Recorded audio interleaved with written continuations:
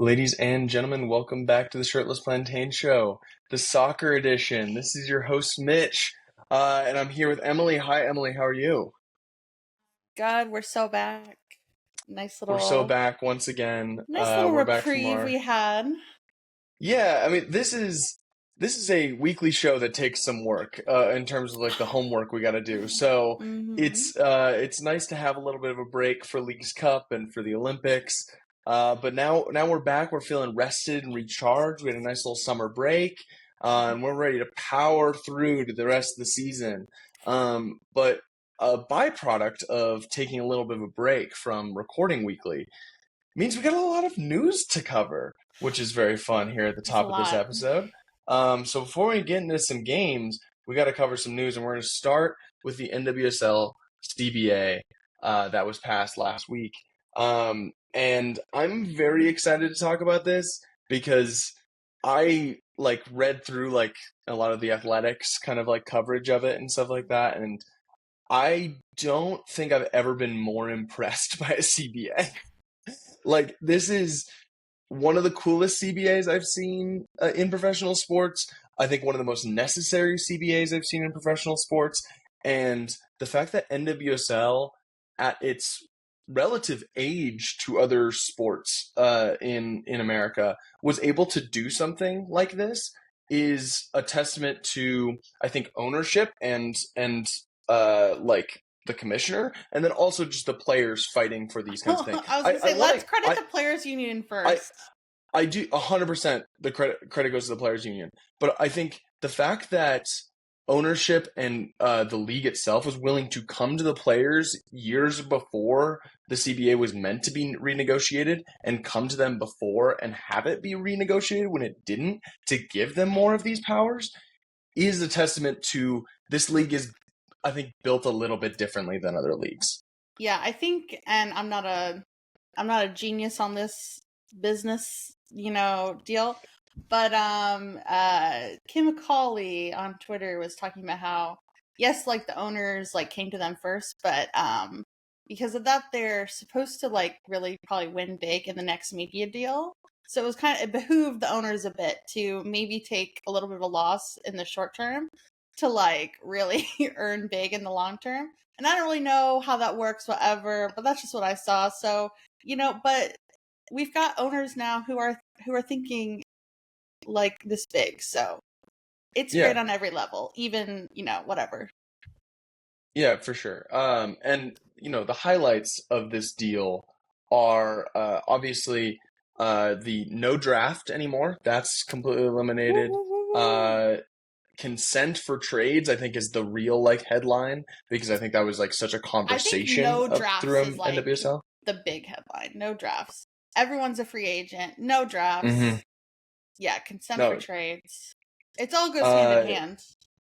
a one that flies under the radar because it isn't as like necessarily flashy, but is really really huge is salary cap being tied to revenue, Hmm. and a huge get for the players as this league continues to grow because it's only going to keep growing.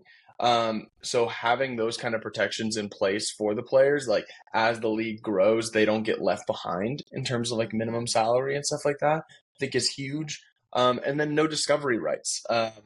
All of these things need to be things that the MLS Players Association has top of their list next time the CBA comes up for them, which I don't know the year that is. I probably should have looked that up prior to recording a podcast. But this isn't about MLS. This is a huge win Yeah. for the Fuck NWSL. them. This is a huge win for the players. And uh, do you have any other like thoughts within this? Yeah, I just think that all of these moves honestly are necessary. On like it's the global standard. Like this is something trades, drafts, like all these things. It's like the European mind cannot comprehend. Mm-hmm. But that was like something that was holding a lot of Europeans back and internationals back from joining the NWSL because they didn't have autonomy really. Mm-hmm. Um, so like you could sign a contract with Angel City like Amandine Henry did, and she's traded to Utah. like 6 months later. So, these are the things that aren't going to happen anymore. And, maybe Henri wanted to go, but now it's just for sure, like, I think this is going to be a big boost with internationals we already seen join the league, that it's just going to be even more from here on out. Yeah, I think this is a huge change for an American soccer league to do this, and do something like this, because I think the knee-jerk reaction for MLS and NWSL has been to kind of copy more of the NFL NBA formula Mm-hmm. when it comes to how the league is structured. When you when soccer is such a global player pool, you can't do that. I think like the way that the NFL is structured works for the NFL because of like American football almost only exists within the United States. So like there isn't like Except a better option. when I randomly see a fucking Canada Football League game or whatever it is on Yeah. CBS Sports Uh Network. but there isn't like an equivalent or something like on par with it in a Yeah. different country, the way there is in soccer. So like there is way more incentive to like the NFL can exert more control over the player pool because it's kind of like a monopoly on it. But because there's so many different leagues across the world, both on the men and women's side of soccer, you can't really afford to have these kinds of control over players when there's so many other viable options. And we've talked about this before in regards to NWSL being like a lot closer to the leagues in Europe than it is on the men's side, with like MLS Mm-hmm. being compared to leagues in Europe. But I think this is a huge move for NWSL because they're so much closer, because you are attracting more of that world class talent in their prime than MLS is. You're kind of forced to do this. Like you have to make a move like this, Yeah. especially the way the WSL has been growing and stuff like that. You can't afford to be left behind, and I think the players have um, truly won, and it's awesome to see workers winning in these kinds of negotiations and stuff Yes. like that. Go labor. It'll be Go interesting. labor. It'll be interesting to see, what comes of like signing young players, and how that affects colleges, et cetera, et cetera. But I just think it's going to raise standards everywhere. So it's really exciting. It's going to be a Yeah, for really sure. exciting off season too. Like Yes. more Because drama, more tea. yeah, we had steps leading up to this with like free agency kind of like fully being a thing last season. Mm-hmm. And now we have like kind of the second season of that, and then on top of that, all of these new CBA rules. I will be interested to see how uh markets have a little bit more appeal Yeah, to players. it could Like affect obviously, parity a bit. Could affect yes, it parity. it could very easily affect parity, but also if you're a player coming out of college that would maybe be a draft pick, there's Mm-hmm. maybe more appeal if you're signing a minimum contract anywhere, where it's like I think the minimum contract in NWSL right now is like $46,000 a year or Yeah, something around that there's region. still players like not making a whole lot of money. Um, And that money goes a lot further in Louisville, Kentucky than it does in New yeah, York City. actually, Bethany Balser, who was, and we'll talk about this, just traded from the Reign to Louisville, tweeted something Mhm. like, "LOL, it's so much cheaper to live here." I mean, I think that is also an appeal for players, even though like Yeah, obviously LA and New York and like they have that kind yeah. of appeal, but uh, Well, playing you time know, and like maybe living, the ease of living, probably factors. So it'll yeah, be interesting to see. It's just going to be it's a new era. for sure, new era. But a huge win for the league, huge win for the players. They were all wearing like shirts celebrating the Now, CBA. what did Uh, they? I forget what it said. It said something now though. Like we it, said now. yeah, something like that. Yeah. I did. There was a video, I think, when it was announced, of like a cut of like a bunch of players saying that, and it's funny like which players are like put on their drama hats and are like, you know what I mean? Like we Yeah, said which now. Which ones like were in acting classes when they were like 15? Mm-hmm. Mm-hmm. Um, but huge win for the league. Let's move on now to some national team news, which the U.S. men's national team has a new manager, hopefully, kind of, because it I was hasn't like gonna say it officially hasn't been been fined us. announced. It hasn't been announced yet, but it's like finalized and approved. But of course, Chelsea has to like be involved because they're messy. Where it's like they're still like figuring out Is it because they still his have to pay like him? yeah, I think they're still figuring out his like settlement that they have to pay him, and I think that has something to do with That him that accepting this whack job. ass club. It's weird because like you shouldn't have to. I don't know. Like if you it shouldn't hold him back from accepting a job. I It don't know. it does not make sense to me either. Everything I've heard is that he is on track to be the head coach in the dugout for the next international break when we play Canada, which will be very That's gonna fun. be so funny. One thing that Uh, is great, although Chelsea sucks as a club, we can agree on that. Like it made him so disillusioned with, you know, big big club culture that he's like, let me get back to my roots and just, you know, coach for the love of coaching and take on this gig. yeah, hell yeah, that's what I want. Also, I don't think we've said his name yet. Mauricio Pochettino is going to be the U.S. head coach. It took us a good 2 minutes of talking about him before we said his You name, know, but I he think needs no that introduction. yeah, obviously. I mean, anyone who can make Spurs a Champions League finalist is maybe the greatest coach of all time. I think that Word. that's like a serious discussion that we need to have because he made the worst team in the world almost good, which Yeah. is for their standards really good. So Wow. like that in itself is like I think the U.S. might win the World Cup. I think we have to say it. You know. We have to. We have to. um, but in all seriousness, I'm over the moon about this kind of hire. I didn't think it was realistic. Um, Yeah.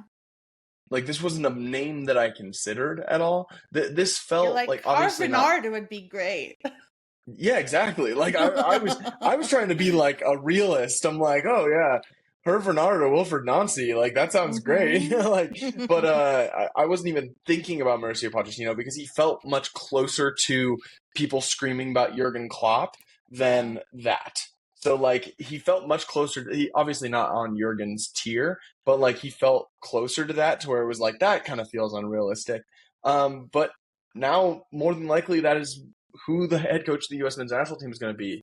And I think the most frustrating thing about it is that, like, hey, we were able to do this, and we hired Greg Berhalter a second time. It's so Fucking it's crazy. it doesn't make any sense. Like the more you think about that decision, it doesn't make any sense. Like US soccer just one day decided to be serious again. Mm-hmm. And like just like looking at all of his baggage and, you know, we didn't really excel in any kind of way under him. It was just like kind of an illusion that things were going that things were going well because players are playing in these top leagues and oh, we beat Mm-hmm. Mexico a bunch of times, isn't that great? But to hire him again, especially after everything that happened at the World Cup, that was fucking crazy. Yeah. And now we were like, what if we hired two former Chelsea managers to just run US soccer?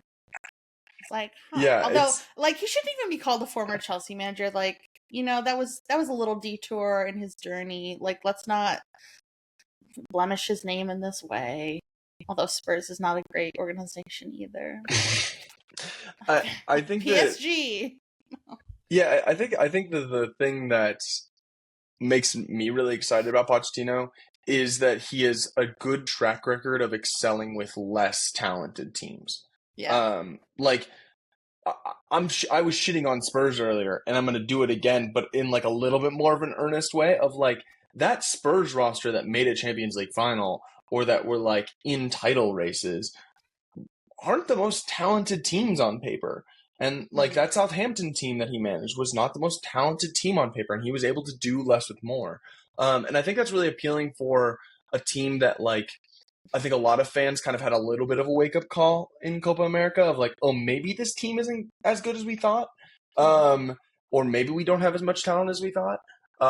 Which I think will be also be an interesting part of this. Of I wonder how the roster gets shaken up. I think one of the worst things about rehiring Berhalter, regardless of how you feel about him, is not having a new voice and not introducing a new voice. I think like, oh, so many players were behind him. Yeah, it's because their jobs have never been safer. They could not play for like 3 months, and they were still getting called into national team camp. None of that shit fucking mattered. And now you have a manager that I think can genuinely take this program forward. And it's frustrating that we didn't have this kind of manager initially before Copa America, which was a huge stepping stone before the World Cup that we completely botched. So now we're on a shorter timeline to the World Cup. The pressure's on, and the pressure's on Mauricio Pochettino to make something happen with it. I'm excited to see how the program can grow and what players can break through, because it's less of a boys club of like, yeah, Tyler Adams, you've played one game in the last 2 years, but yeah, you're gonna start in Copa America. I'm wondering, do you think it's hurts him that he doesn't have to go through like qualification really?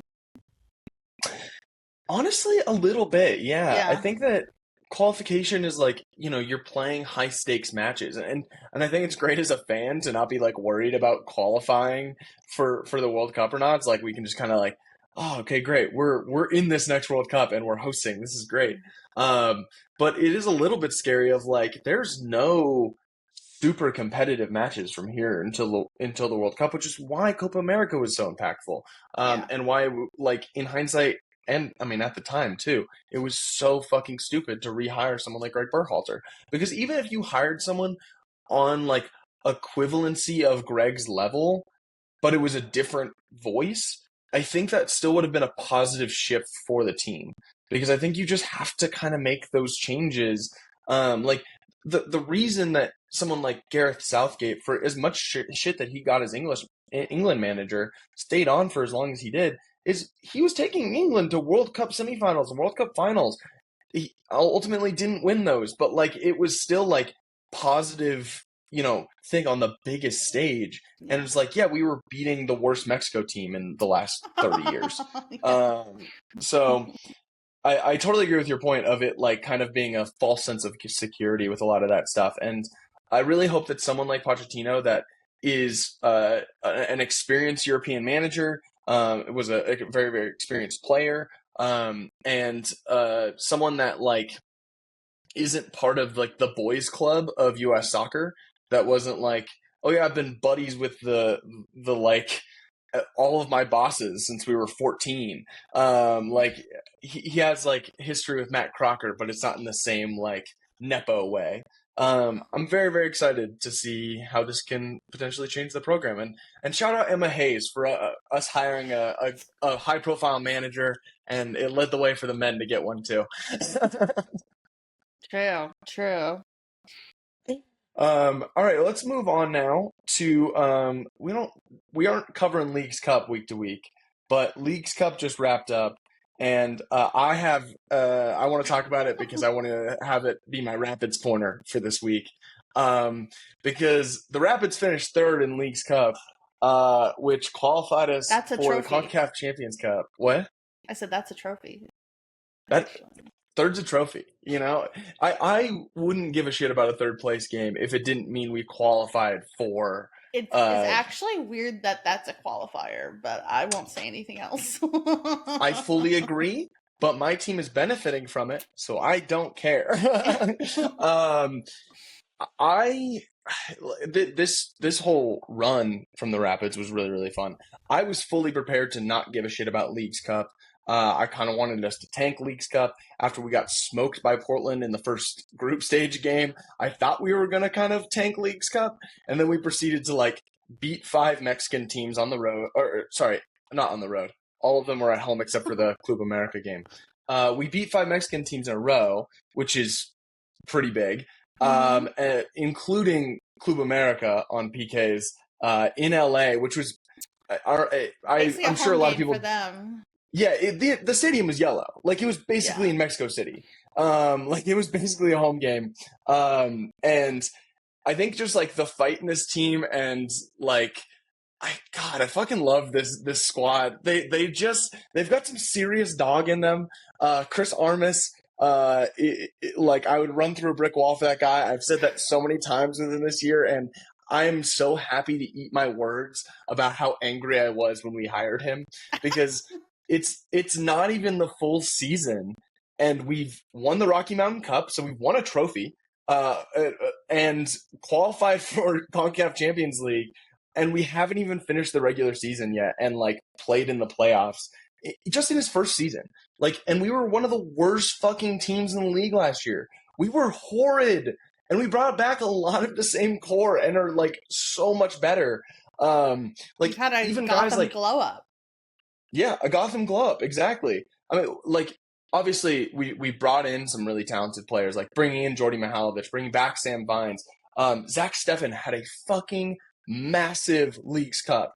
He was in very very bad form going into this tournament, and was just outstanding. I was gonna say I love how you flip flop on him like every other week, just depending on how it goes.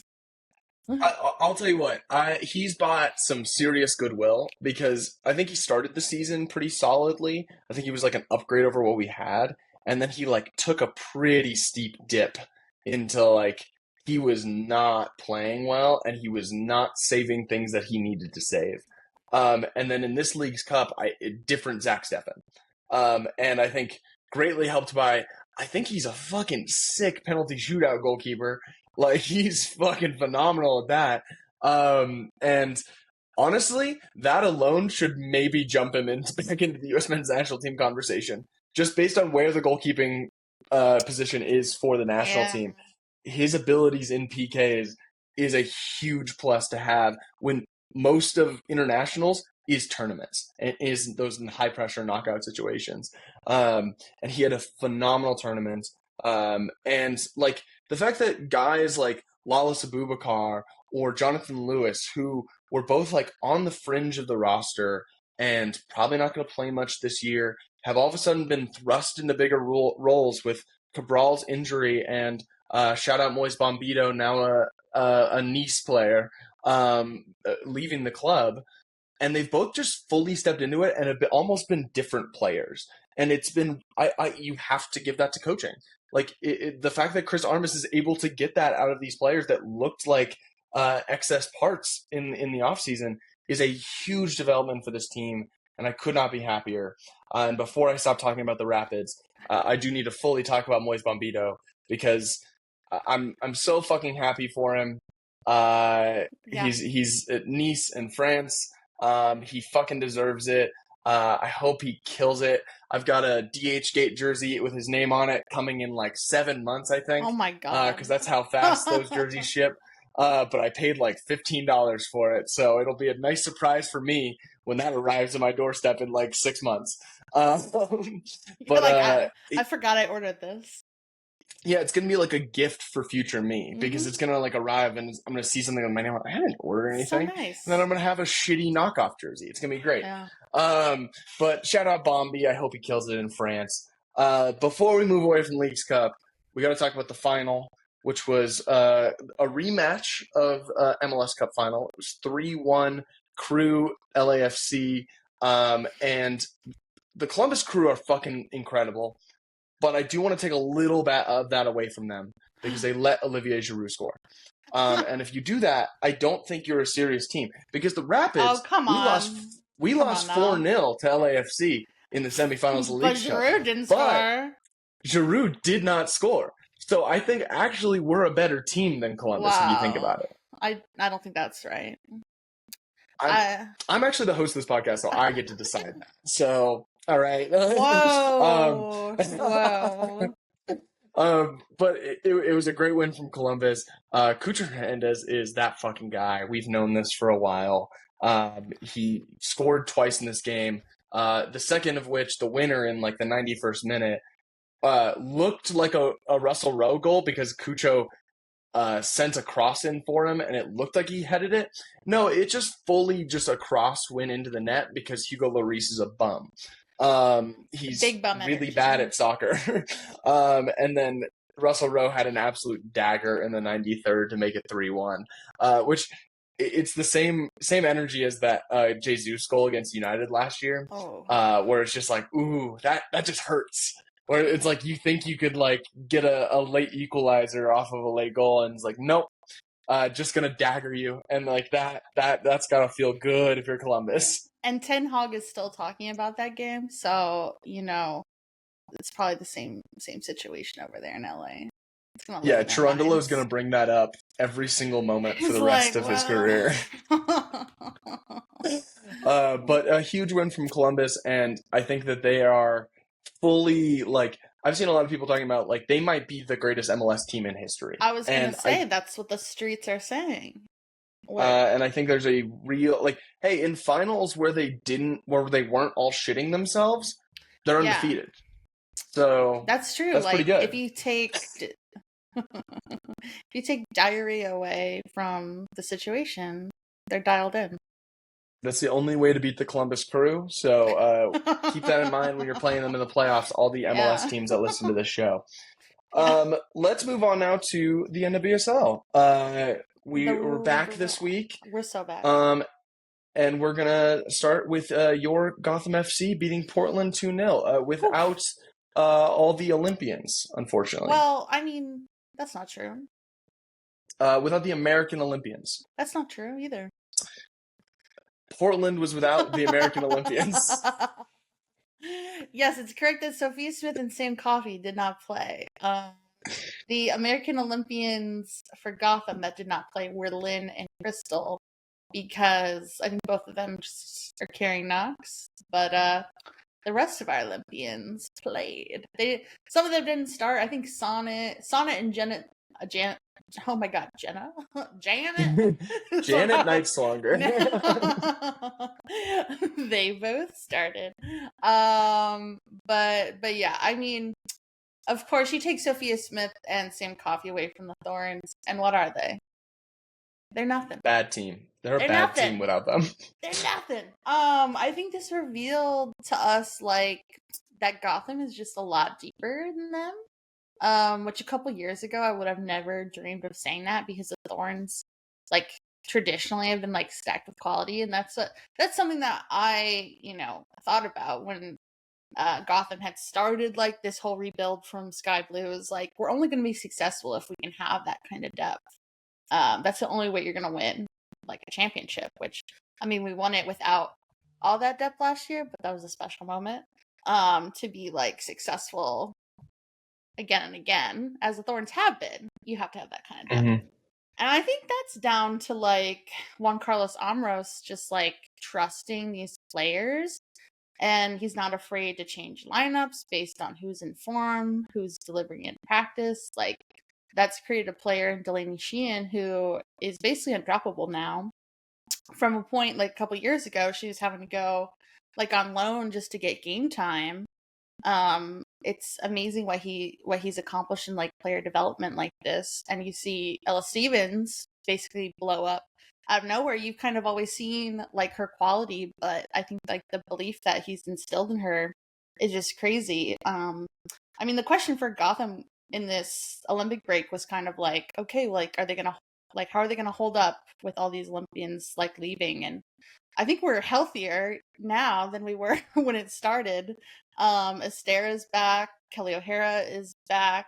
Jess Carter, who we signed from Chelsea, is fitting in well. Bruninha is looking more like herself than she has all season. Played a great ball to Ella for that header goal. Yasmin is scoring and contributing goals, which I've like been dying for this whole season. Yeah. Delaney a little bit too. So it's just like, man, like, you love the Rapids, I love this Gotham team, and we play Orlando next week. And I just feel in my heart, if we play like I know that we can, that like we have a really good shot at breaking their undefeated streak.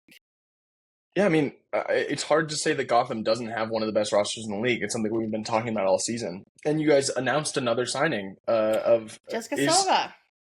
is she a winger that you've been crying out for? So she is a winger. Yeah, I didn't know how to feel about this signing. Initially, well, when I first heard about it, because she had been with Kansas City actually when they were very bad, and she couldn't even get on the field really. She has had better spells with Benfica, and at the last World Cup she played really well. I think she is that like take on artist kind of like 1v1 that has a lot of midges attributes that I've been wanting just for some variety up in the attack.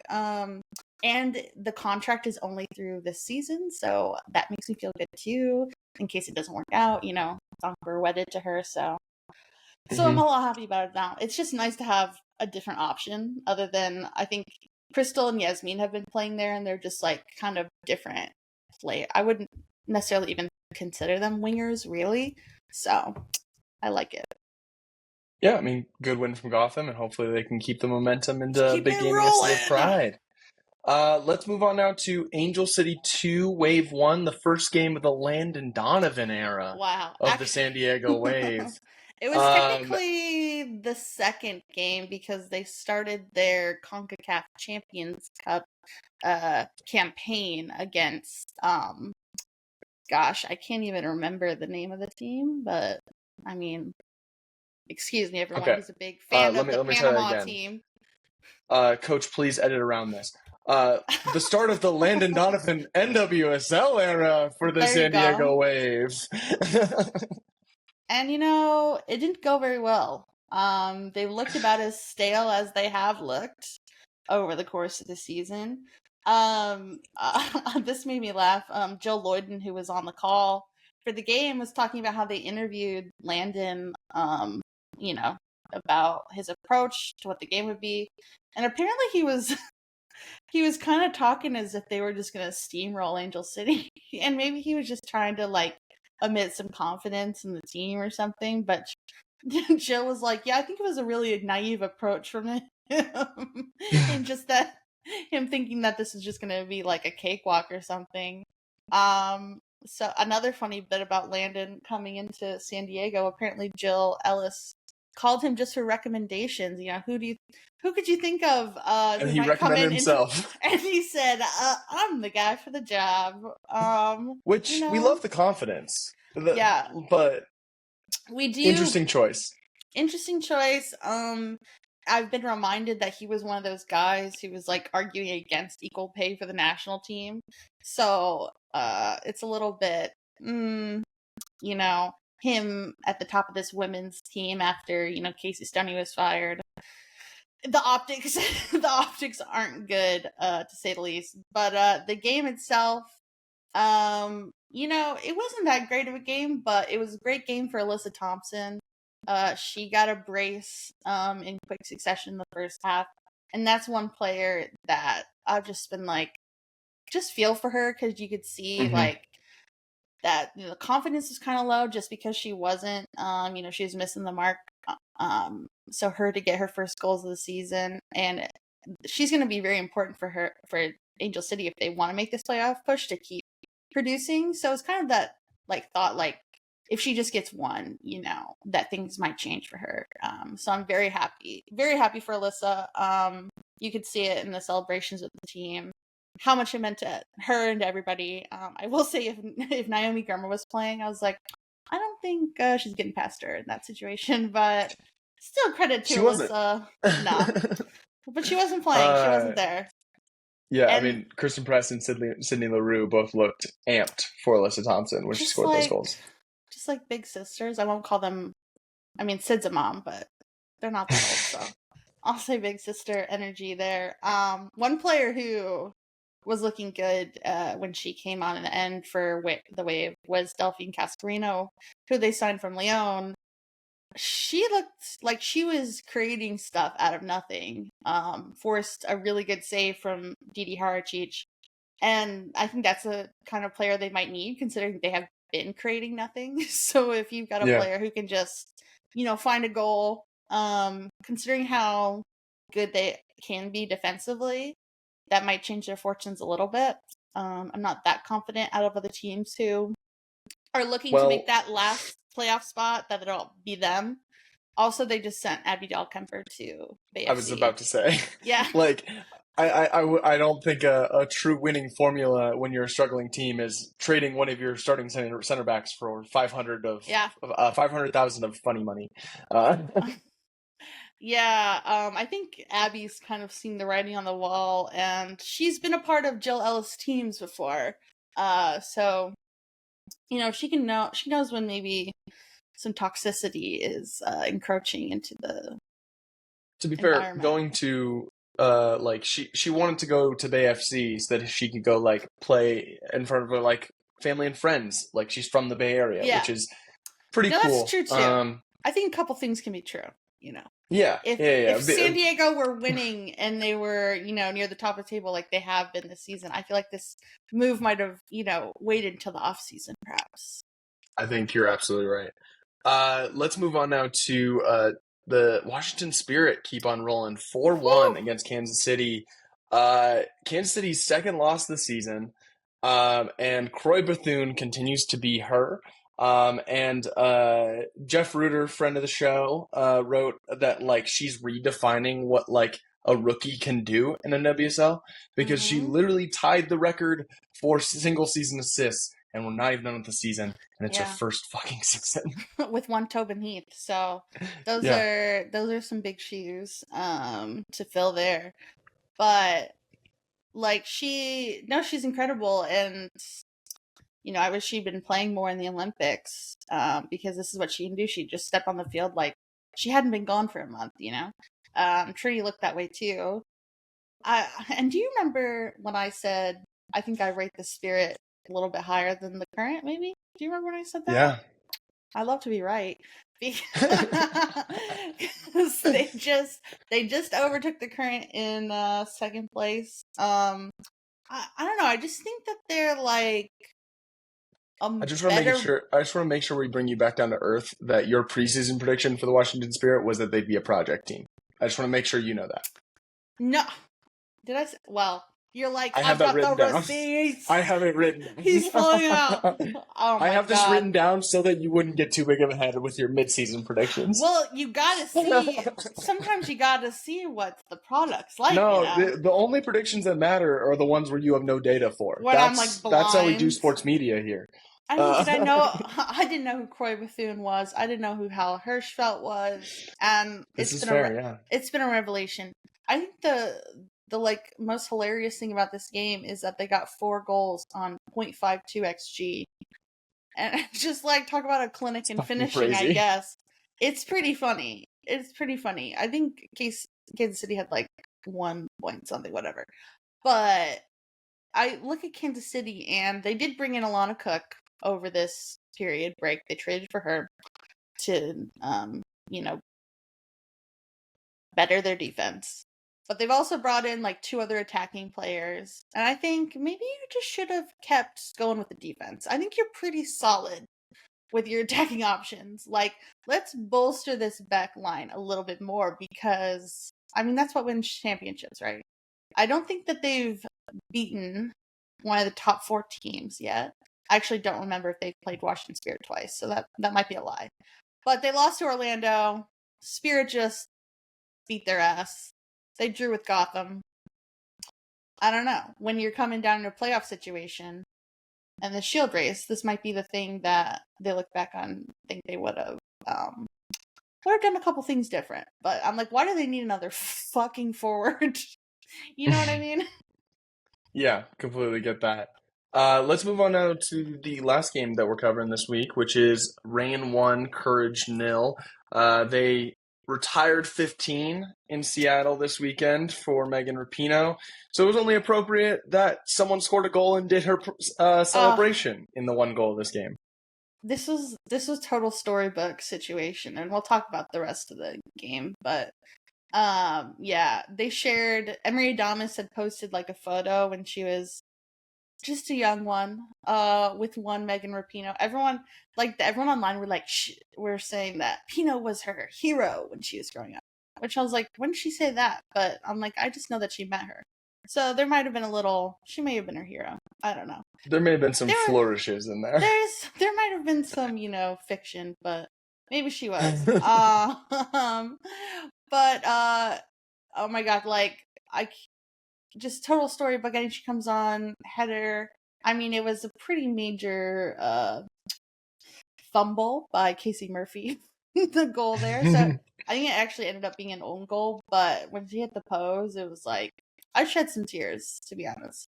And you saw Fair how enough. much like this meant to this Reign team who have had to make a lot of big decisions in the last month. Traded away Bethany Balser, who she became like very cemented in the identity, I think, of the Reign and the culture that they have and in the community. An NAIA player who went undrafted and came in. She was a trialist, made the team. I think she was rookie of the year. And it just like her story has been so amazing, and to spend so much time in Seattle, like, and to be traded away, I think, in kind of like sketchy terms, to be honest, because she didn't seem very pleased. Some tweets she was firing out, but that was a huge decision for them to make. Trading away Alana Cook, another one. I'm like trying to think. I'm pretty sure they traded somebody else. Seattle. I wrote it down. This is great podcasting. Oh, where I you're just know. Googling. My bad. I didn't Google. I have notes, and I was just looking. They didn't trade away someone else. They brought in Anna Marie Cernagonovich, who used to play in Portland. Brought in a Haitian player too, Mondesir.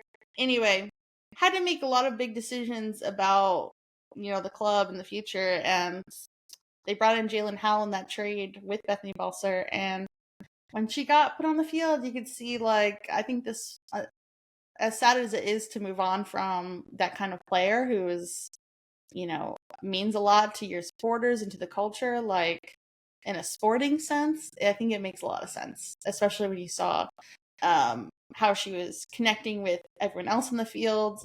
I think Quinn started to look their best, brought the best out of them, kind of unlocked everybody else, started creating some things centrally.